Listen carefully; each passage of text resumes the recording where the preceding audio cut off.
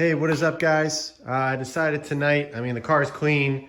I just got my new garage door opener installed. Super quiet, it's belt drive. It's pretty sweet.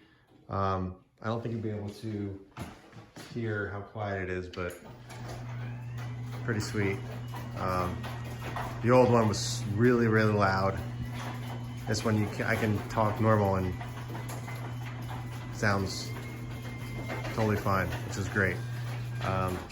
One of my kids' rooms is kind of on the wall over here. So having something this quiet is pretty sweet. I also, you can do it from your phone, it lets you know if it's open or not. So it's pretty cool, pretty excited. It's the simple things, huh? But anyway, tonight, I figured I would go over another topic that I was wanting to discuss. This one doesn't actually have to do with this car.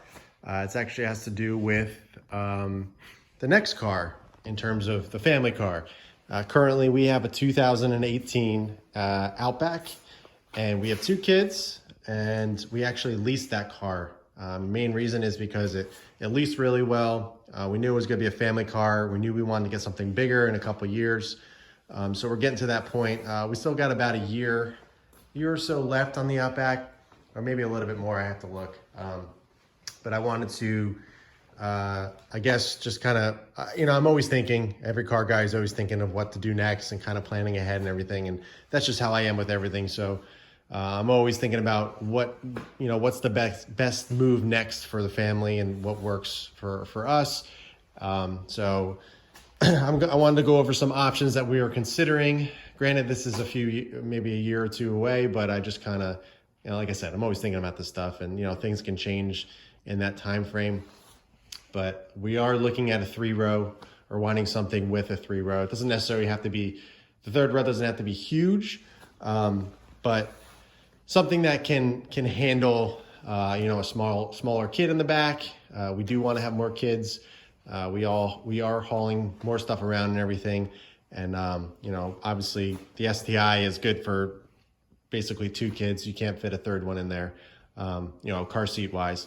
But like I said before, another video, the dad video, personally, I don't carry, it's very rare that I carry both of my whole family in this car, in other words. So, for me, 2 car seats in the back is more than enough. And, we use the Outback as the family mobile. So I just wanted to kind of go over, I guess, some of the options that we are considering, for a 3-row SUV. There's a lot of them out there, and a lot of companies are starting to kind of get into the market and kind of starting releasing some cool stuff. I do feel that there are a lot of options out there, and I honestly don't think you can go wrong. I think it's just a matter of personal preference, your budget, and everything like that. But I wanted to go over, I forget the list or how many that I am considering. It's a decent amount. Some of them I know that I don't think I'm going to pursue, but there's definitely a good handful that I really want to look into, and test drive, and kind of go over and see what kind of deals the dealers are willing to do. So the first one I'm looking at is obviously, I have a Subaru. I've had a few Subarus. So we are looking at the Ascent.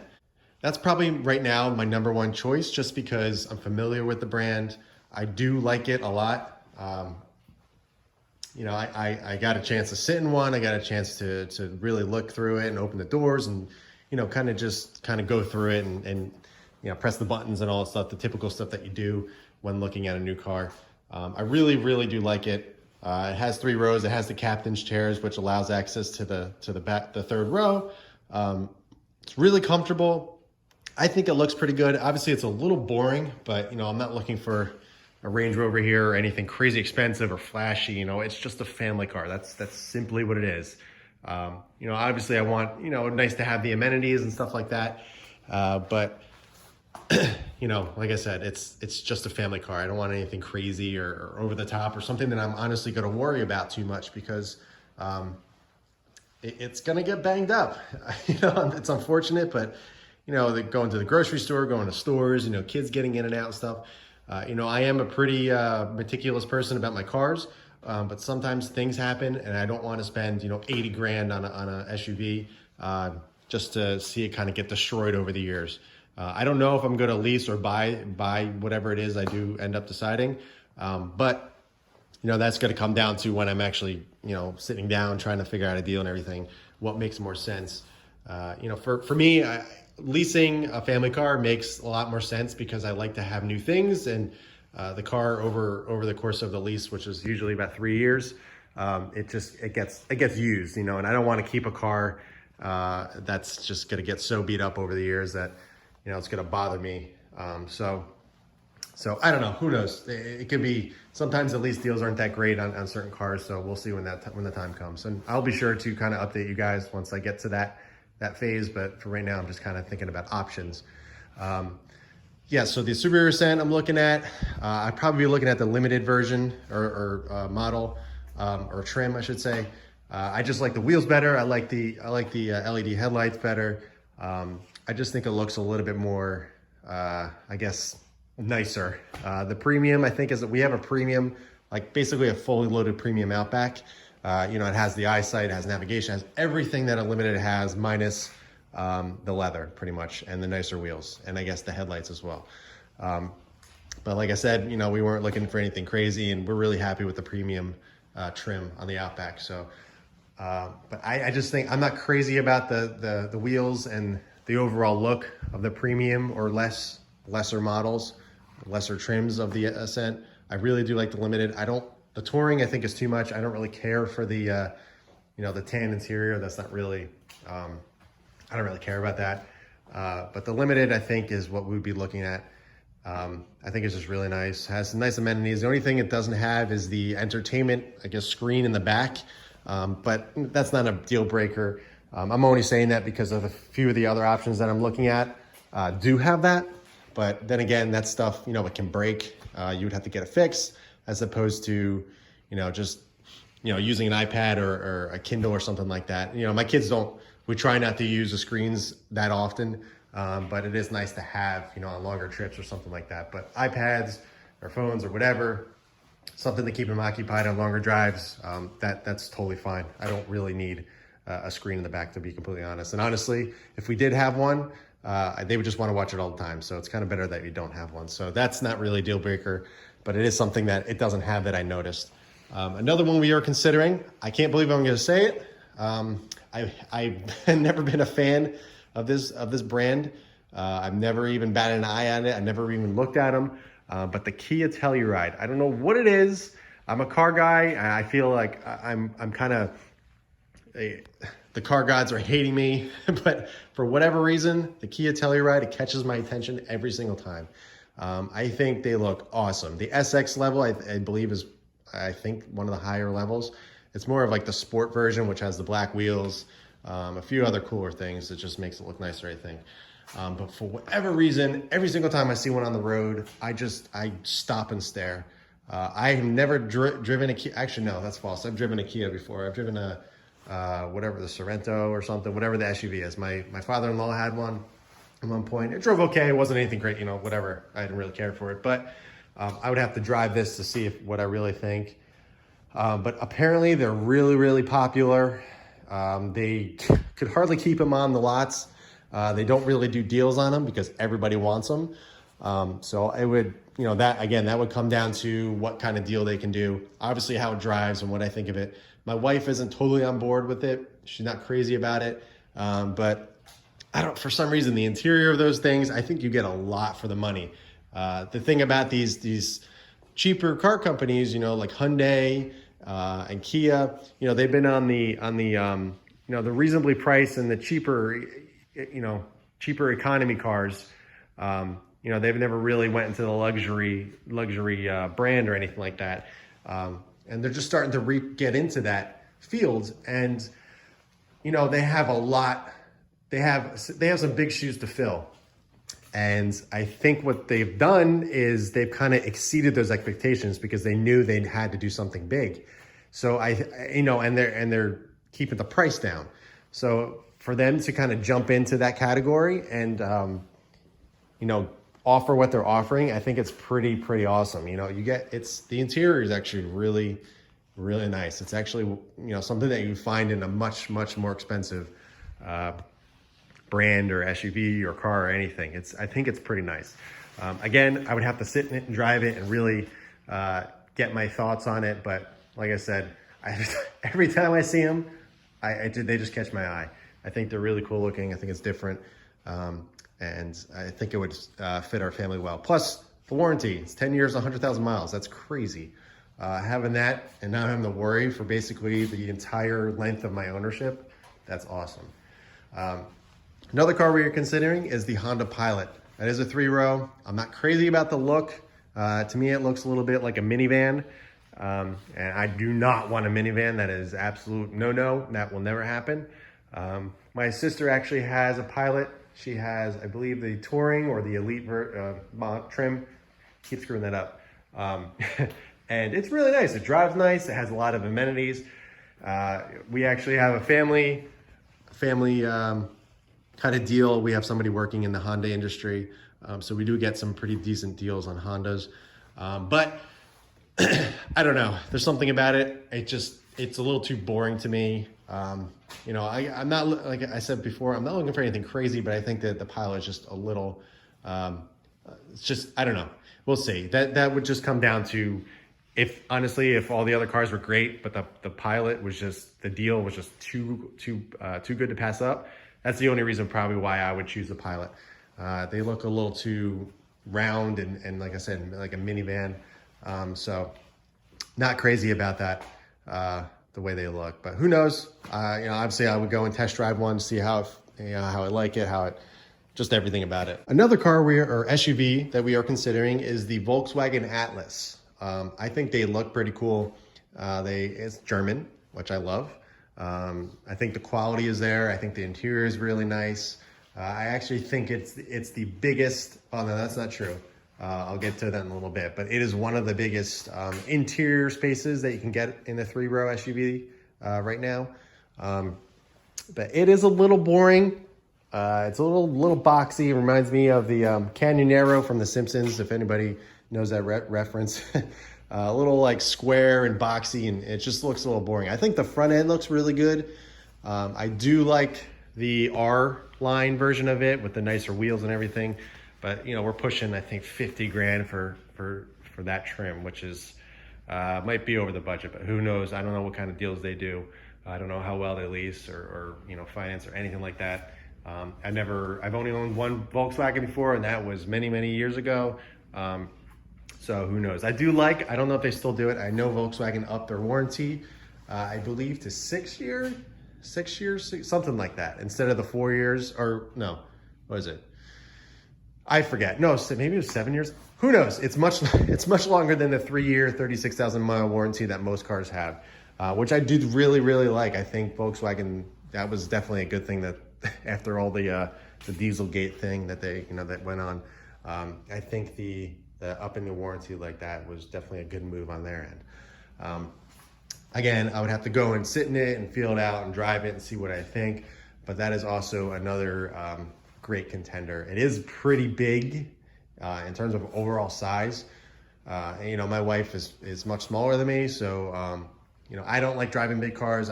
She doesn't really like driving big cars, so I wouldn't want anything too huge. You know, just be a pain to park and just, you know, fit in the garage. It would be ridiculous. So who knows? But that is a contender. Another one we are considering is the Chevrolet Traverse. That is actually the biggest interior 3-row SUV on the market right now. I think they look pretty cool. I'm not a big Chevy guy. I don't like the interiors. They just look very dated to me. I know they have kind of updated them over the years, but it's I don't know. It's a little boring. I don't know what trim it is, but the blacked out package or whatever it is, it has the black wheels, the bow ties and everything. You know, that's typical. I prefer that stuff. I don't like chrome or silver on my cars, as you can tell. So that is definitely something to consider. I don't know how those lease. I don't know anything about them really, other than I've seen them on the road and they look kind of decent, and I know they have 3 rows. So I'll definitely be looking at that one. Another SUV I'm looking at is the Dodge Durango. I think those things look badass.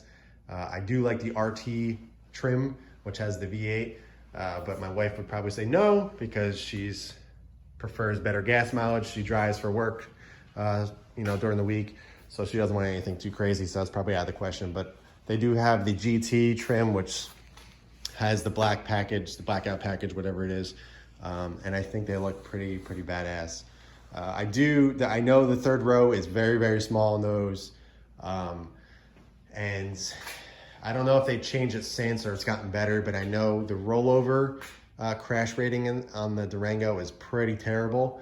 I heard it's not very safe if that happens.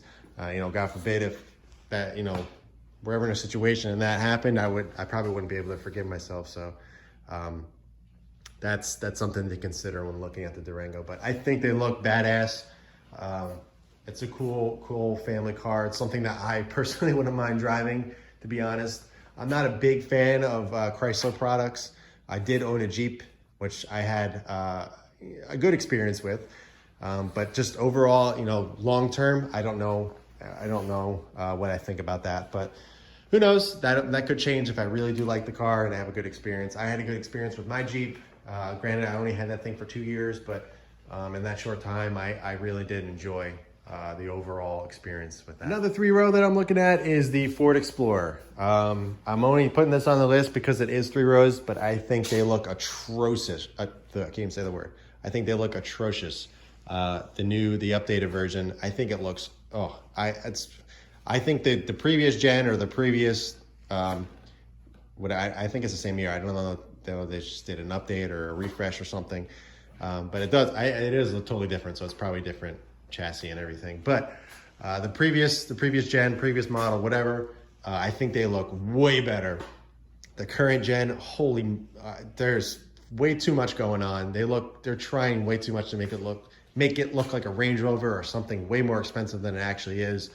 I'm not a fan of it. I think the rear end looks ridiculous. I don't know, something about it I'm just not a fan of.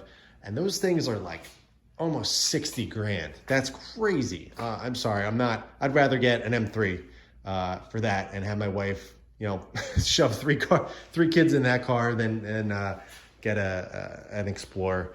I know Fords are good. They have good reliability and stuff, but I'm sorry, I'm not paying that much for a Ford for an Explorer. Maybe if they're in the 40s or something, which I guess you can if you get a lower trim, but even so, the only time that I would probably like the Explorer is if it was in a higher trim, but they're just too expensive. So that's probably getting off the list real quick. But again, it is 3 rows, so I am considering it. I want to check it out. I want to make sure, I want to check all the boxes, and I want to do my due diligence and make sure I checked everything out.